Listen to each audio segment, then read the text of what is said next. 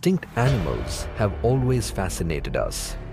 After all, how can we ever be completely sure a species is truly gone? With so many remote corners of our planet left unexplored, who's to say something hasn't survived in the shadows? That's why today we're exploring 7 extinct creatures that just might still be alive.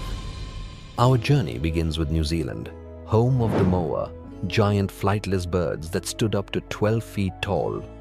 Unlike ostriches or emus, they had no wings at all, just powerful legs and long necks for browsing forest plants.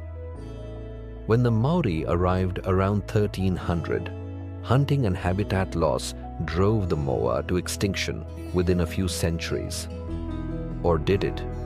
For over 100 years, hikers and farmers on the South Island have reported seeing enormous wingless birds vanishing into the trees, along with giant tracks in the mud. If any extinct creature could still be hiding today, the moa is a prime candidate.